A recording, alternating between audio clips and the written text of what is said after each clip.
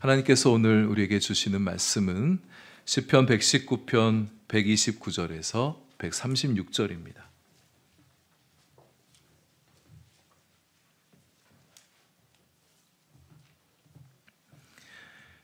시편 119편 129절부터 136절까지 우리 한 절씩 교독하겠습니다.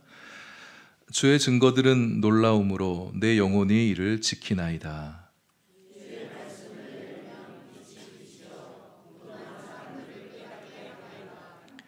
내가 주의 계명들을 사모함으로 내가 입을 열고 헐떡였나이다.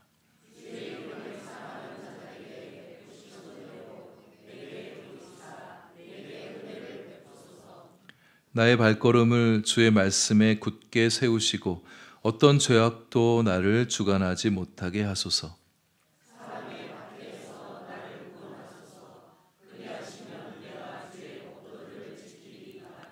주의 얼굴을 주의 종에게 비추시고 주의 율례로 나를 가르치소서. 그들이 주의 법을 지키지 아니하므로 내 눈물이 시냇물같이 흐르나이다. 아멘. 자리에 앉으시겠습니다. 시온 성가대가 찬양합니다.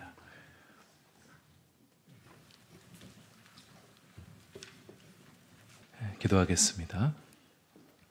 하나님, 이제 말씀의 귀를 기울입니다. 주님 말씀으로 우리 마음을 정돈하여 주시고 말씀으로 우리의 영혼과 삶에 더욱 힘을 얻게 해 주옵소서. 예수님 이름으로 기도합니다. 아멘.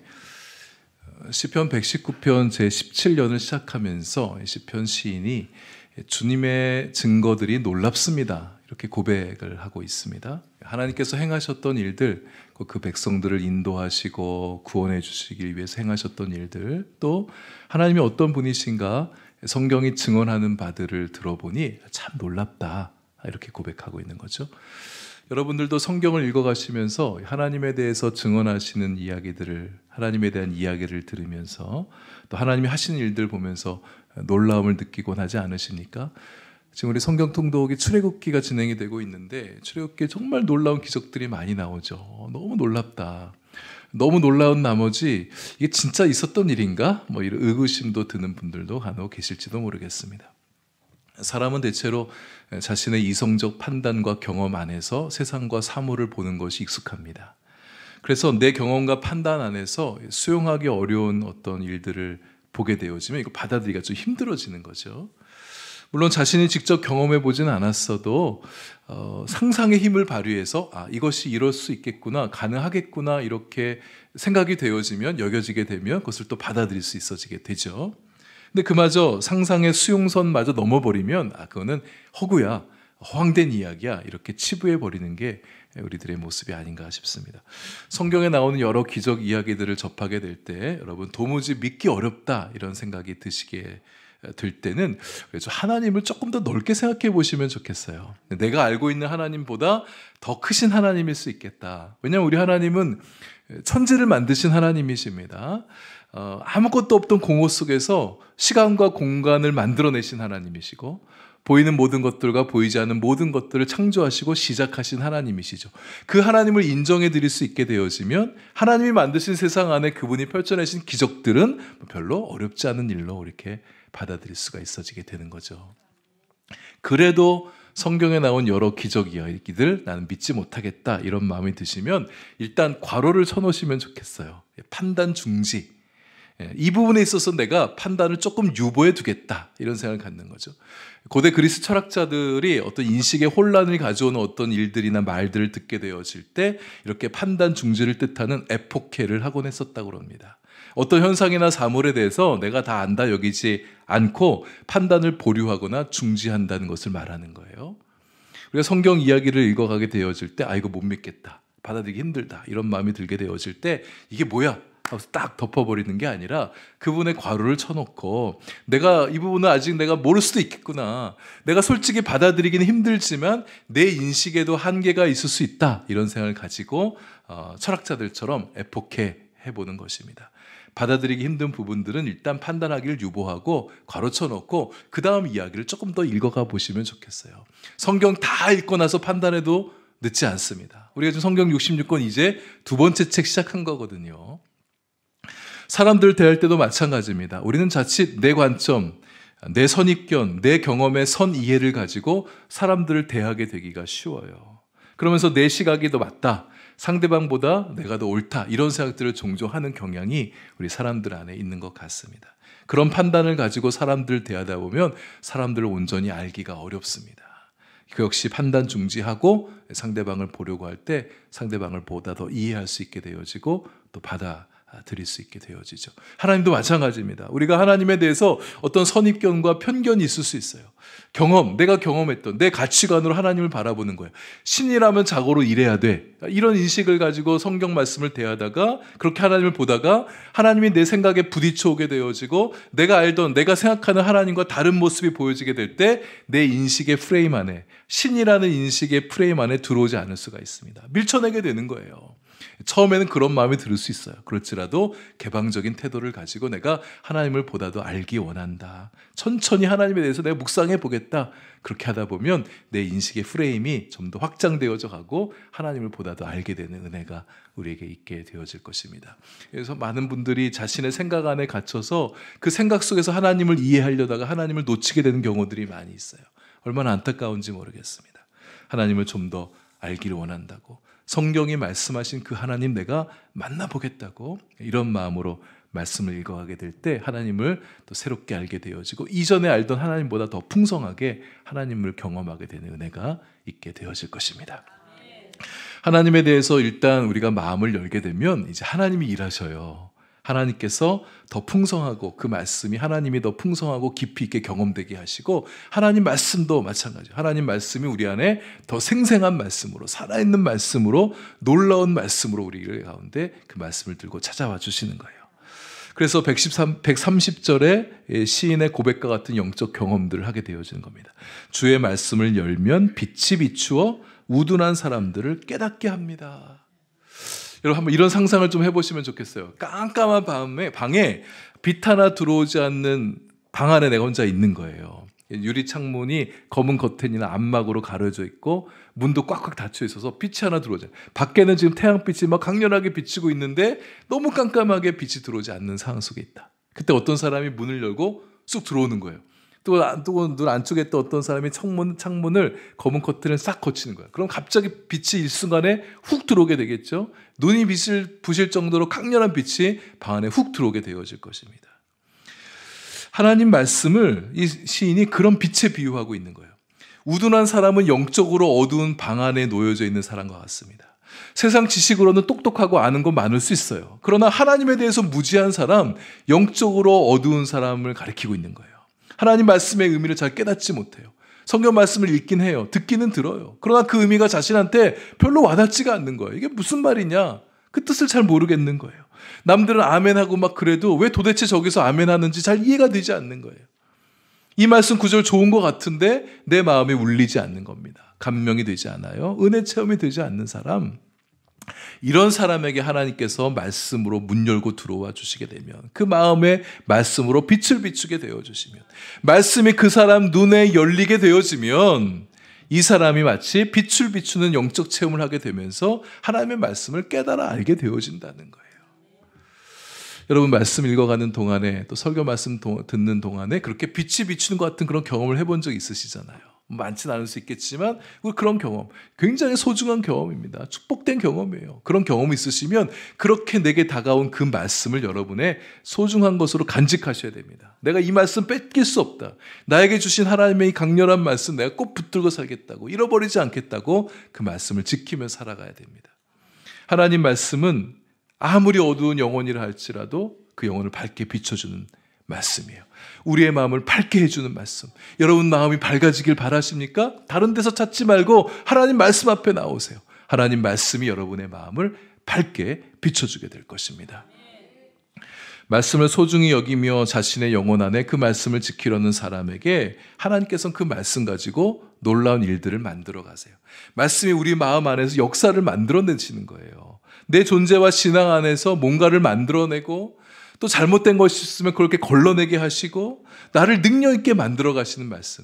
그래서 여러분 하나님 말씀을 내 마음속에 받을 때 좀 그 말씀을 그냥 좋다, 감사하다 이 정도 끝내지 마시고 내 안에 들어온 그 말씀이 내 안에서 어떻게 형성되고 나를 어떻게 만들어가고 내 안에 어떤 역사를 만들어가는가를 좀 예의주시해 보면 좋겠어요. 하나님 말씀이 살아있고 운동력이 있고 활력이 있다고 말씀하고 있는데 도대체 내 안에 들어온 이 말씀이 내 안에서 뭘 만들어내고 있는가? 여러분 그렇게 그 말씀이 일하시는 것을 보게 되어지면 세상 말씀이 놀라움을 느끼게 될 거예요. 오늘 시편의 시인처럼 하나님 말씀이 놀랍습니다. 이런 고백도 우리도 하게 되어질 것입니다.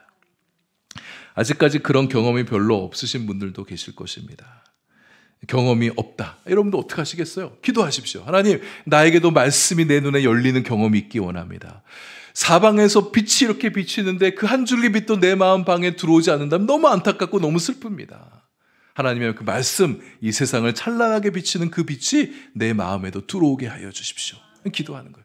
그러려면 먼저 하나님 말씀이 내 인생에 빛이 된다는 사실 인정부터 하셔야 됩니다. 하나님 말씀이 빛이라는 사실을 먼저 받아들이고 하나님의 말씀이 내 안에 빛으로 다가오게 해달라고 기도하셔야 돼요. 하나님은 원하는 자에게 주시는 하나님이십니다. 그 말씀 읽기 전에 기도하세요. 그냥 눈으로만 읽고 귀로만 듣는 말씀 되게 하지 말고 하나님 이 말씀이 내 마음 안에까지 들어오게 해달라고. 내 마음 안에 내 영혼의 방 안에까지 마음 말씀이 들어오게 해달라고 그렇게 읽어요. 그래서 하나님 말씀이 내 마음에 들어오도록 여러분 허락하셔야 돼요. 하나님 말씀이 내 마음에 들어오시도록 마음을 열어줘야 됩니다. 그래서 말씀이 내 안에 들어와서 깨닫는 은혜, 알아지는 은혜, 나를 달라지게 하는 은혜를 만들어가 주실 것입니다. 마가복음 4장의 씨 뿌리는 자의 비유 말씀 여러분 다 기억하시죠? 네 종류 밭을 얘기하잖아요. 첫 번째 밭은 길가와 같은 마음.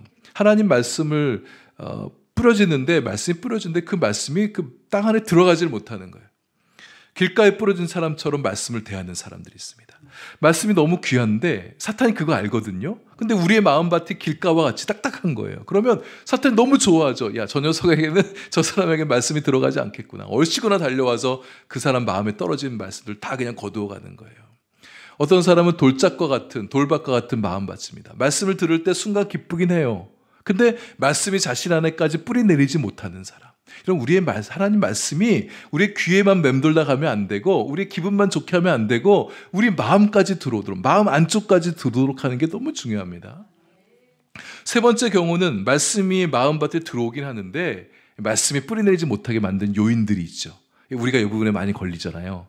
세상에 대한 염려, 재물의 유혹, 환난과 박해가 있게 되어질 때 혹은 또 교만한 마음 가지고 나는 어리석지 않아 이 정도는 다 우둔하지 않다는 생각까지 있는 사람, 이런 사람들에겐 말씀이 들어오긴 했다가 뿌리 내리지를 못하는 거예요. 가시떨기와 같은 마음밭입니다. 말씀이 우리 안에 자란 듯 하다가도 이런 세상 문제를 만나면 말씀이 더 뿌리 깊이 들어가지 못하는 사람들, 마음이 좀 내면 안에 자실 안에 가시 같은 게 있어서 거친 것들이 있어서 말씀을 자꾸 튕겨내는 사람, 이러면 하나님 말씀이 그 마음 안에까지 들어오지 못해서 뿌리를 내리지 못하는 거예요. 어떤 밭이 되어야 되겠느냐? 좋은 밭, 좋은 땅, 말씀을 듣고 깨닫고 결실까지 하게 되는 30배, 60배, 100배 결실을 맺게 되는 땅, 좋은 땅과 같은 마음밭이 되는 거죠. 말씀을 받아들인 거, 쑥쑥 받아들인 거예요.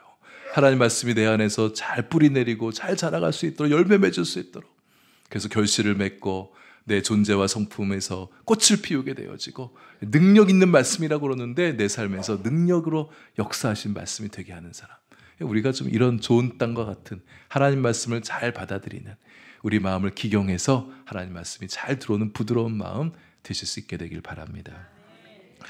또 가만히 말씀이 떨어지기만을 바라지 말고 말씀을 또 적극적으로 구하셔야 돼요. 하나님, 이 말씀 내 것 됐으면 좋겠습니다. 내 말씀 되면 좋겠습니다. 이런 어떤 강렬한 열망이 좀 있었으면 좋겠습니다. 131전에 비유하잖아요. 허기를 느끼는 짐승이 배가 고파서 입을 열고 막 헐떡거리는 것처럼 하나님 말씀 먹기를 간절히 사모하는 거예요. 사냥꾼의 추격에 의해서 지칠 대로 지친 짐승이 목이 말라가지고 시냇물을 갈급해하는, 시냇물 마시고 싶어서 목이 타서 헐떡거리는 것처럼 그렇게 하나님 말씀에 갈급한 마음을 갖는 겁니다. 이렇게 말씀의 갈증을 느끼고 하나님 말씀을 알고 싶은 열망이 가슴이 뛰고 하나님 말씀이 자신에게 열리기를 바라는 마음으로 말씀을 구하는 자에게 하나님은 말씀을 얼마든지 부어주시는 거죠. 우리 모두 그렇게 말씀에 갈급하며 말씀을 사랑하며 말씀의 길 위에 자신의 발걸음을 올려놓고 말씀의 길을 걸어가는 우리가 되면 좋겠습니다.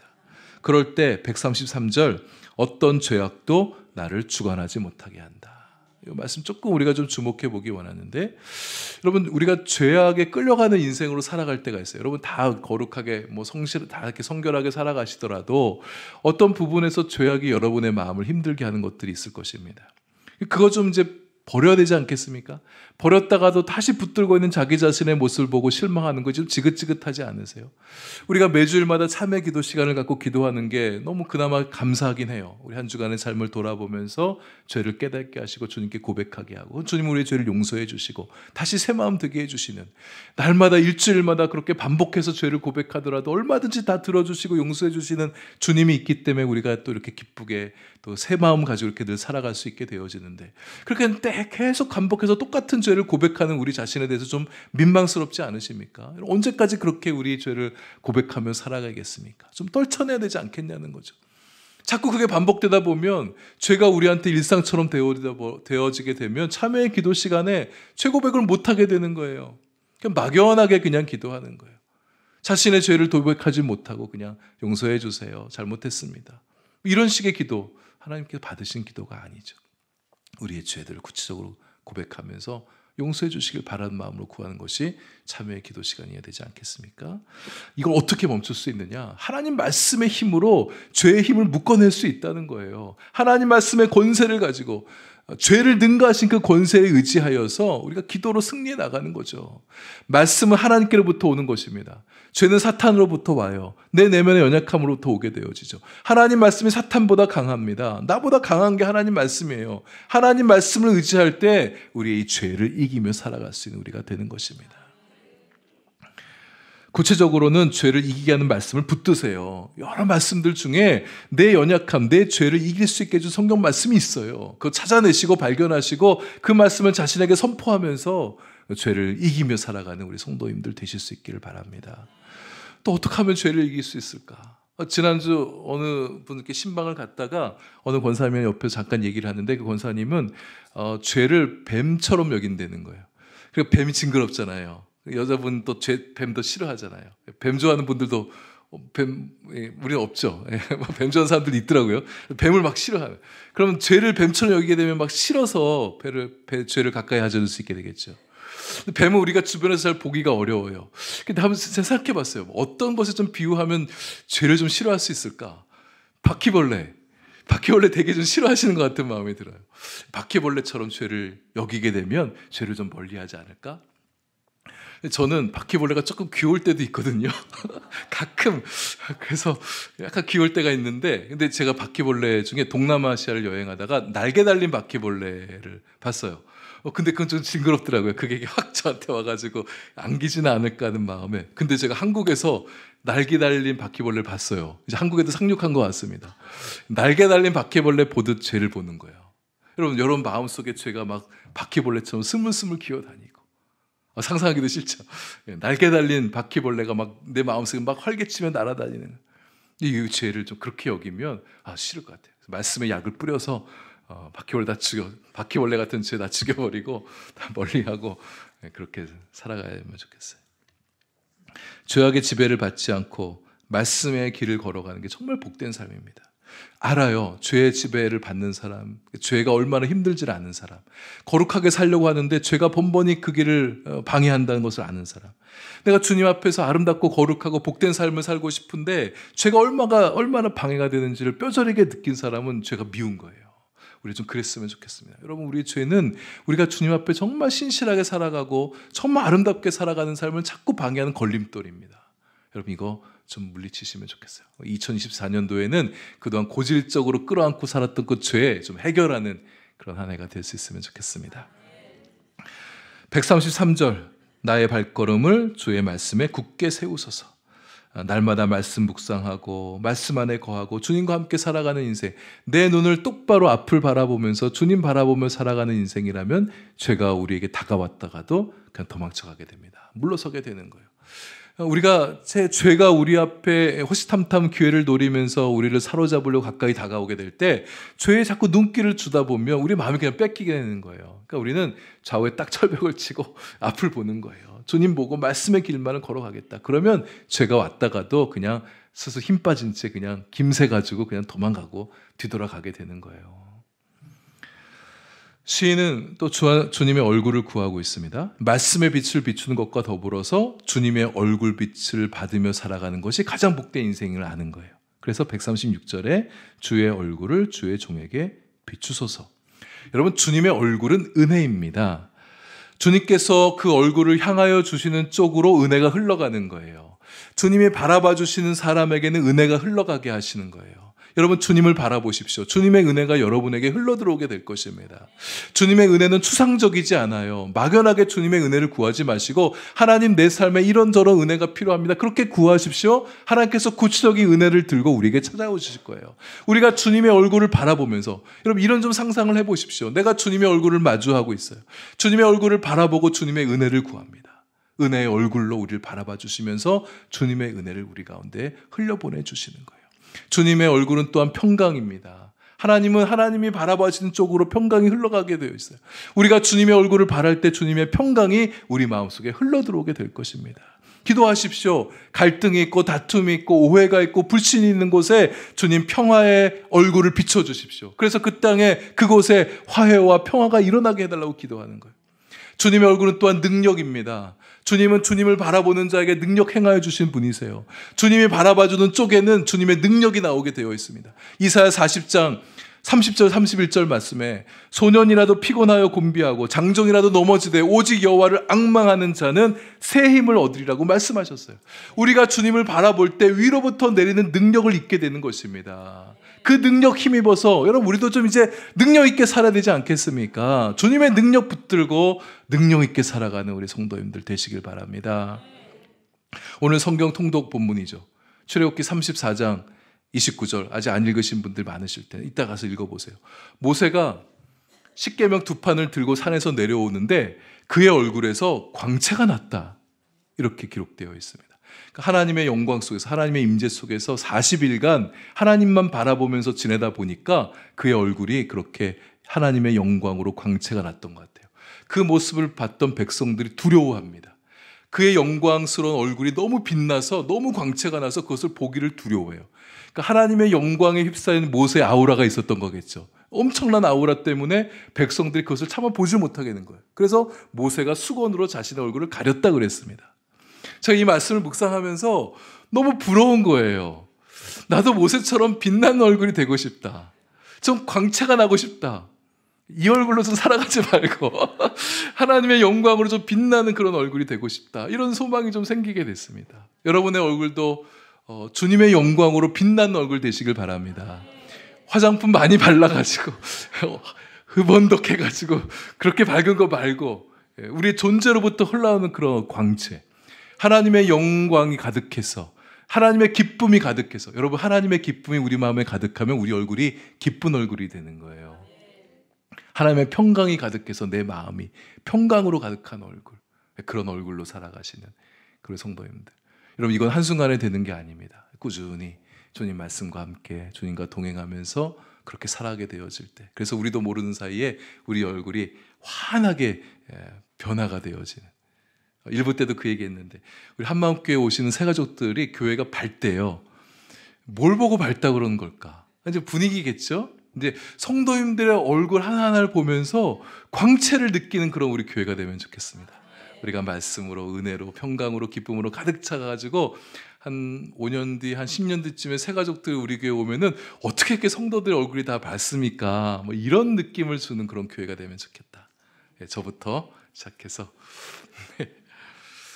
한 가지만 더 나누고 말씀 마무리하겠습니다. 136절 마지막 절. 시인은 말씀을 지키지 않는 자들을 보면서 슬퍼하고 고통스러워하고 있습니다. 그들이 주의 법을 지키지 아니하므로 내 눈물이 시냇물처럼 흐르나이다. 하나님 말씀에 대한 간절함과 열망이 있는 사람의 눈에 말씀이 업신여김 당하고 말씀이 무시당하는 현실이 너무 안타깝게 느껴지는 거예요. 슬픈 거예요. 하나님 말씀을 사람들이 중요하게 생각하지 않고 업신여기고 거들떠버리는 그런 사람들을 볼 때 그의 눈에서 눈물이 시냇물처럼 그냥 줄줄 흘러내리는 거예요. 저와 여러분에게도 이런 경건한 슬픔이 있었으면 좋겠습니다. 이 세상에 하나님 말씀이 영광받지 못하는 현실을 보면서 마음이 슬프고 하나님 말씀을 존중하지 않는 사람들 대할 때 마음이 아파서 눈물이 나는 거예요. 하나님 말씀을 멀리하는 사람들을 보게 되어질 때 그들의 영혼이 메말라가고 있는 게 보이니까, 그들의 영혼이 죽어가고 있는 게 보이니까 그게 너무 안타까워서 슬픈 그런 거룩한 슬픔이 우리에게 있었으면 좋겠습니다. 특히 저한테 있었으면 좋겠어요. 어떤 목사님은 말씀을 준비할 때 기도하잖아요. 하나님 말씀 주시기를, 말씀 잘 전할 수 있도록 기도하게 되는데 서재에 들어가서 먼저 기도를 시작할 때 그의 아내가 가끔 남편이 어떻게 하고 있나 이렇게 들여다보면 그렇게 눈물을 많이 흘리면서 기도하는 목사님이 있으시답니다. 하나님 말씀을 구하고 말씀을 잘 전할 수 있도록 기도하는데 자신의 마음이 정결해야 하나님 말씀을 받을 수 있잖아요. 마음이 순결해야 깨끗해야 하나님 말씀 잘 전할 수 있잖아요. 말씀의 통로가 돼야 되니까, 거룩한 말씀의 통로가 돼야 되니까. 그러다 보니까 자신의 죄가 깨달아지니까 눈물 흘리지 않고 눈물 없이 기도하지 않고 말씀을 준비할 수가 없었다는 거예요. 그리고 또 성도들이 말씀을 잘 들어야 되니까 경청하려면은 그들의 마음이 죄를 씻고 정결한 마음이 되어야 하나님 말씀을 잘 받을 수 있으니까 또 성도들을 위해서 기도하는데 성도들의 죄를 놓고 기도하다 보니까 또 눈물이 난다는 거예요. 스펄전 목사님이 그렇게 다른 사람의 죄에 대해서 슬퍼할 수 있는 사람이 성숙한 신자다 이런 말을 했습니다. 다른 사람의 죄 때문에 내가 슬퍼할 수 있는 사람, 정말 성숙한 성도죠. 물론 우리는 깔뱅의 말부터 먼저 마음에 새게 됩니다. 깔뱅이 뭐라고 그랬냐면 자신의 죄와 자신의 마음의 어두움은 발견하지 못한 채 다른 사람들을 위해 눈물을 흘리다 보면 자기 의가 마음에 싹틀 수 있다. 우리 대단히 좀 중요하게 생각해야 될 말이에요. 우리가 다른 사람들을 위해서 눈물 흘리며 막 기도할 수는 있는데 정작 자신의 죄에 대해서 눈물 흘리지 않는다? 이런 위선에 빠질 수가 있는 거예요. 자기 의만 살아있는 사람이 될 수 있습니다. 그래서 먼저 우리는 자신의 죄에 대해서 먼저 슬퍼할 수 있어야 됩니다. 여러분, 죄에 대해서, 여러분 자신의 죄에 대해서 슬퍼한 지 너무 오래되지 않으셨나요? 여러분의 죄에 대해서 눈물 흘린 지 좀 오래되지 않으셨나요? 우리 다시 눈물을 회복할 수 있으면 좋겠습니다. 내 죄에 대해서 애통해하는 그런 마음들. 만약 내 죄를 생각해도 더 이상 슬프지 않다면 그것 때문에 슬퍼하셔야 됩니다. 내가 죄를 놓고도 애통해하지 않다니. 그리고 시편 시인처럼 죄 가운데 살아가고 있는 사람들 보면서 눈물 흘리는 겁니다. 유혹에 쉽게 넘어가고 죄 짓고 살아가는 사람들 보면서 막 손가락질하고 정죄하지 말고 그들을 위해서 눈물 흘리는 거예요. 하나님, 저 영혼이 회개하고 주님께로 돌아오게 해달라고. 말씀을 들어도 달라지지 않는 성도들 바라보면서 안타까운 마음을 갖고, 하나님 말씀은 권세가 있는데 폐부를 찔러 쪼개기까지 하는 말씀이라고 그랬는데 하나님 말씀이 아예 처음부터 튕겨나가요. 길가와 같아가지고 마음이 길가와 같아가지고 말씀이 들어오지 못하는 사람, 너무 불쌍한 사람이에요. 그 사람을 위해서 눈물로 기도하는 사람들이 부디 말씀의 빛, 예수의 빛 앞에, 예수 얼굴의 빛 앞에 나올 수 있도록 기도하는 겁니다. 여러분 주변에 아직까지 주님 알지 못한 사람 누가 있으세요? 가족 식구들, 주님 말씀 앞으로 나올 수 있게 해달라고 거룩한 슬픔을 안고 우리 함께 기도할 수 있으면 좋겠습니다. 이 세상을 바라볼 때도 죄악으로 만연한 세상을 바라보면서 이 세상은 내 집이 아니네 뭐 이런 노래 부르면서 어차피 이 세상은 다 없어질 세상, 썩 없을 세상 이렇게 하지 마시고 이 세상을 안타깝게 여기면서 마치 아브라함이 소돔성을 위해서 중보기도했던 것처럼 이 땅을 위해서, 이 땅이 하나님의 뜻 가운데 하나님의 통치가 이루어진 세상이 되도록 그렇게 기도하는 저와 여러분 될 수 있게 되길 바랍니다.